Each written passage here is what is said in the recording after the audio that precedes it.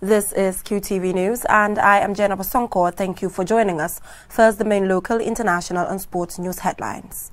State House announced today that Vice President Dr. Aissatou Toure has tested positive for COVID-19. The President has declared that Friday 31st July and Saturday 1st August are public holidays. The European Union announces a COVID-19 emergency response project for the Gambia. Basse is bustling ahead of preparations for Tobaski. Is that a good thing? Authorities operating the ferry service are determined to ensure safety precautions are strictly adhered to. We find out how. In international news, a review panel of 3 experts, including Gambia's Chief Justice, clears the African Development Bank chief of corruption. ECOWAS issues a strong message to Mali's opposition: come to the negotiating table or face sanctions. In sports news, a Nigerian football coach has become the first African to coach a team to win a league title in Europe.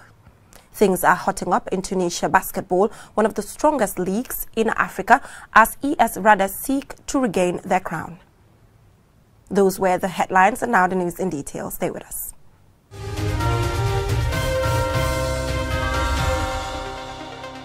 In local news, State House announced today that the Vice President, Dr. Aissatou Toure, has tested positive for COVID-19. The announcement, in the form of a press release, also states that President Adama Barrow will go on 2 weeks self-isolation from today. Until the time of this development, Vice President Dr. Aissatou Toure has been the chairperson of the COVID-19 Ministerial Committee, working with various ministries in the national COVID-19 response. As the Gambia's COVID-19 cases hit 100% increase, with more than community transmission, the public are advised to exercise precautionary measures to prevent further spread of the virus. We wish her a speedy recovery. And in another announcement from State House, President Barrow has declared Friday 31st July 2020 and Saturday 1st August 2020 as public holidays throughout the country in observance of the Muslim feast of Eid al-Adha. On behalf of the government and the First Family, President Barrow wishes the entire Muslim Ummah to celebrate the Eid with caution and bear in mind that the coronavirus is real and exists in the Gambia. The President seizes the opportunity to remind the public to properly use face masks, maintain regular hand wash and social distancing in the fight against the virus. Parents and guardians are urged to keep their children at home and stay safe. Eid Mubarak. The EU delegation in the Gambia has announced to support the Gambia's COVID-19 response with €2.5 million emergency response project. The project aims to strengthen the country's COVID-19 response capacity. QTV's Mahmoud Lamin Choi spoke with the EU ambassador about the project, and this is his report. We are in a time of global crisis, fighting a virus that has become a pandemic with devastating consequences. The European Union's delegation in the Gambia has announced support to the Gambia in the form of an 18-month-long project at a time when Gambia's COVID-19 response is facing a difficult moment. The €2.5 million project aims to increase Gambia's COVID-19 testing capacity by installing 3 laboratories in the country, 2 of which to be out of country, facilitate community sensitization, purchase medical equipment and much-needed sanitary materials for health facilities. There will be a component focusing on specific support regarding the mitigation of socio-economic consequences of the pandemic, focusing on people in vulnerable circumstances, poverty, medical conditions, or any other circumstances which makes and exposes them to be vulnerable. There are also plans to construct 7 infrastructures in different regions for the safe disposal of medical waste and the rehabilitation of the isolation center in Kuntawur Health Center. The project will be implemented in collaboration with the Ministry of Health and other actors involved in the Gambia's COVID-19 response. The leading partner of the project is the Spanish Red Cross, and then they will be in collaboration with the Gambian Red Cross Society and the Medical Research Council, the Gambia. It's important because these entities have already been involved in the fight against the pandemic, and I believe we now have a concentration of expertise and experience on the ground to implement the project successfully. Multilateral cooperation for an effective response to the global pandemic has been the call of the World Health Organization. The European Union's ambassador to the Gambia outlines more collaborative efforts with the Gambia for more capacity towards fighting the pandemic.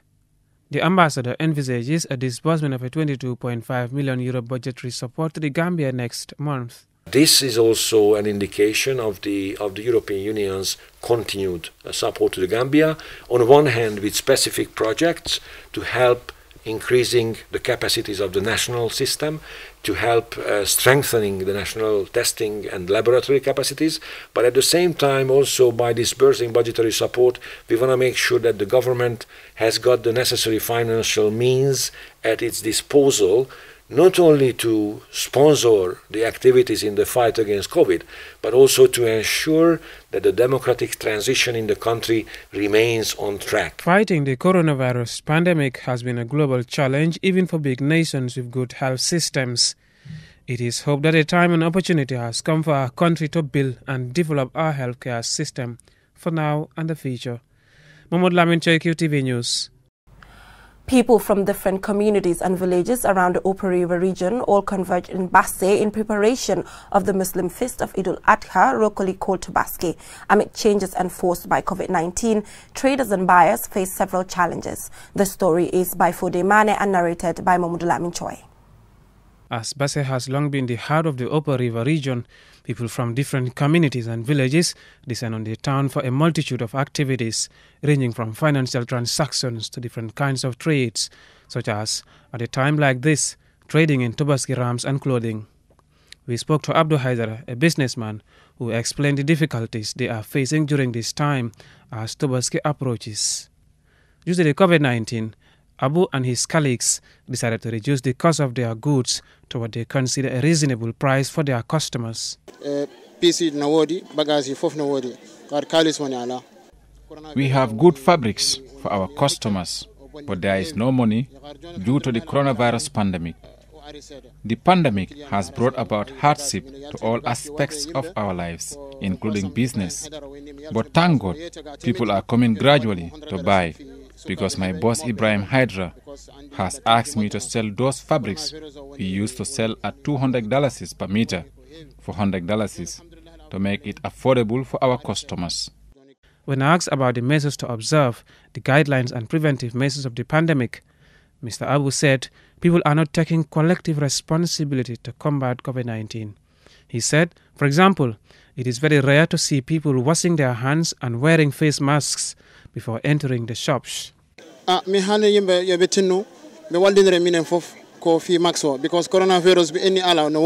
message to the people is to wear face masks. Most people don't believe that the virus exists, but I know it does. So let people adhere to the government preventive guidelines for the safety of all. Said Tambido and Amadou Jallo are also vendors in the market. Both shared their views on how the business is going on in such difficult times. Said that without the weekly market days known locally as lumos, which are closed due to the regulations and restrictions on public gatherings, they find it very hard to run their businesses as usual. We used to go to the weekly market, locally called Lumo, before the pandemic and make good sales. But due to the restrictions, we have spent all our savings. We now have no option but to resort to selling bangles to make a living for our families. The pandemic has seriously affected our businesses. Despite the supposed restrictions, Basse continue to be bustling and busy, and it becomes clear that most of the people are not observing the mandatory wearing of face masks, particularly as there appears to be no enforcement of these new regulations. In recent years, a lot of the people who observed the feast by buying a ram got their rams from Senegal. However, in the current situation, most of the rams being bought and sold are from within the Gambia. Bubakar Sow, a vendor engaged in selling rams, says this year's business has not been favorable to them as the cost of the animals has increased compared to last year. Sow also gave us an indication of the amount charged in URR for the animals from a minimum price of $7,000 to a maximum of $15,000. The rams are sold at different prices.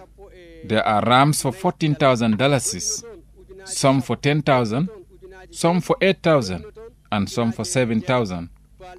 It's not easy to see a ram for $6,000 here.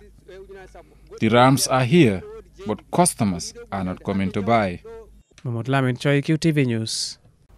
Since the coronavirus entered the country a few months ago, we had previously reported about the lack of social distancing at the ferry terminal, a situation which puts many passengers using the ferry daily at risk of contracting the virus. Today, our reporter Babukar C went back to the terminal to find out how they have been doing since the wearing of face masks was made compulsory. Social distancing at the terminals is almost impossible, with thousands of people using the ferries on daily basis. Since the government announced that the wearing of a face mask is compulsory in public, our visit to the terminal on Wednesday showed that the management are on high alert and have put in place some great methods to enforce the rules. In fact, people without face masks are not allowed to buy a ticket nor board the ferry. The institution is supported by the paramilitary, the police, Red Cross and members of the COVID-19 team in enforcing the law. Hali Abdullah Gay, the Deputy Managing Director of Ferry Services, explains. Effective from Friday. So we made sure we use the print media, the television media to sensitize our customers that they must be in face masks to buy our tickets. That's a precondition. Without which they will not be sold tickets.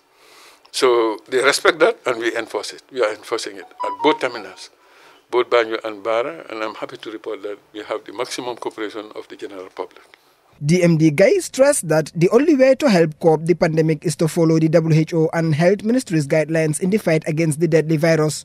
As a result, they demanded reinforcement from other security agencies. Yes, you can see that the Tobaski is a special, occasion when there is always an unprecedented demand of passengers.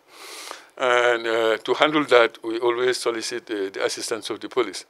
As we speak, we have the PIU on the ground, we have over 20 men, they're there. We have the COVID people, we have the Red Cross, all are geared towards one common objective, that is to make sure that we save life and property and ensure that people have this the value for money for the service they have bought. The virus continues to cause havoc across the country, with the health authorities announcing more positive cases daily. The public is advised to follow the guidelines, including the wearing of face masks and the frequent washing of hands with clean water. Babukar C, Qtv News. We will go for a short commercial break. The news continues when we return. Do stay tuned.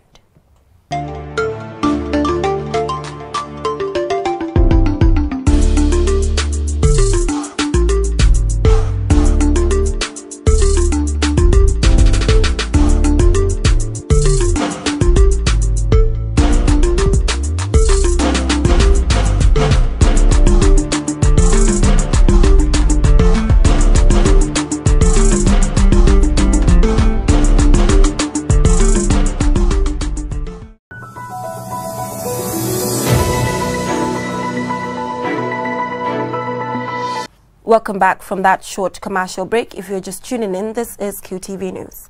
Now, a review panel of experts, including the Gambia's Chief Justice, has cleared the African Development Bank chief of corruption. The panel was given 4 weeks to complete this work. Mamadou Mbouch has the rest of that. The president of the African Development Bank, Akinwumi Adesina, has been mired in controversy since a group of bank employees turned whistleblowers in January accused him of handing contracts to friends and appointing relatives to strategic positions at the bank. The Ethics Committee of the bank conducted an investigation into the allegations and dismissed them as groundless. But in an unusual intervention, one of the bank's biggest shareholders, the U.S., insisted on an independent review of the Ethics Committee decision. The bank appointed a review panel of 3 experts, comprising the Gambia's Chief Justice Hassan Jallow, Ireland's ex-president Mary Robinson, and Leonard McCarthy, ex-South African Director of Public Prosecutions, formerly the World Bank's Integrity Vice President. The panel was given 4 weeks to complete its work. The report has now been published and it backs the decision of the bank's Ethics Committee. The report concludes, and I quote, The panel concurs with the committee in its findings in respect of all the allegations against the president and finds that they were properly considered and dismissed by the committee.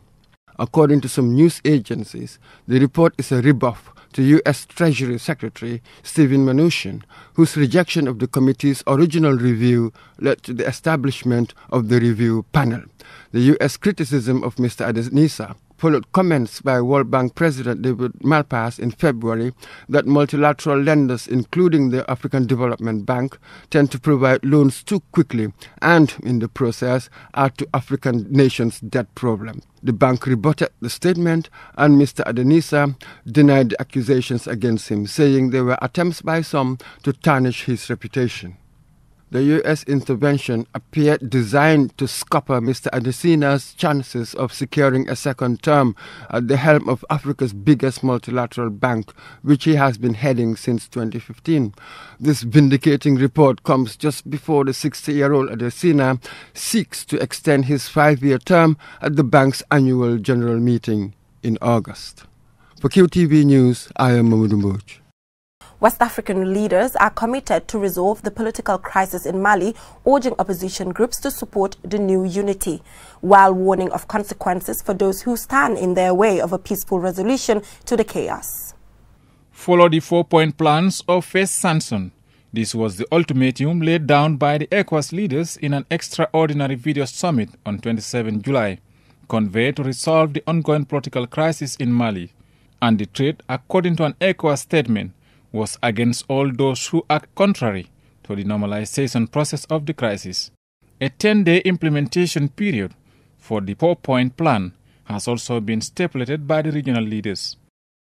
The extraordinary summit followed the failures of 2 previous missions to seal a peace deal in Mali's contracting crisis. A 5-day mediation mission led by Nigeria's former president Goodluck Jonathan ended on Saturday, 19 July, without reconciling the two sides. And 4 days later, 5 presidents of Senegal, Nigeria, Ghana, Ivory Coast and Niger, whose president led the delegation, equally failed to find the magic bullet to appease the opposing parties. The major sticking points is the opposition's demand for the resignation of President Keita. But in the negotiation, this condition was never put on the table by the ECOWAS mediators, who side with the government, urging that any resignation would be unconstitutional. The opposition June 5th movement, led by Muslim cleric Mahmoud Dicko, has rejected the 4-point plan, insisting that President Ibrahim Abubakar Keita's resignation is part of the solution, and added that it will restart the protests on 3rd August if their demands are not met. The plan also calls for the remodeling of the Constitutional Court, which has already been de facto dissolved by Keita in a bid to calm unrest. The UN Security Council on Monday urged the various parties in Mali to follow the regional bloc's recommendations. The troubles in Mali have already spilled into neighboring Burkina Faso and Niger, and experts have long warned that the West African region could be a breeding ground for terrorism and insurgency. The future of Mali hangs in the balance. While leaders frantically search for solutions, well aware that the price of failure will be a region-wide burden. Reporting for QTV News, I am Omar P. Jallo. And now on to sports news.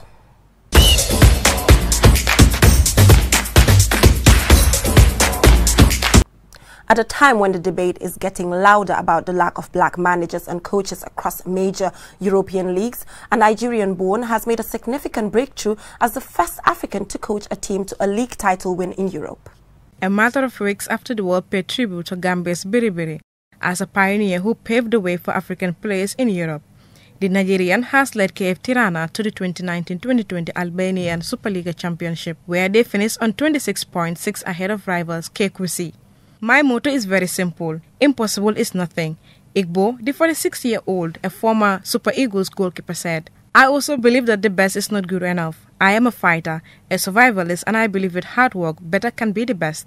Tirana's 25th league title, which coincided with the club's centenary celebration, has already secured the Igbo tutored side a spot in the qualifiers for next season UEFA Champions League, and they can also add the Albanian Cup to their trophy cabinet when they contest the final on August 2nd.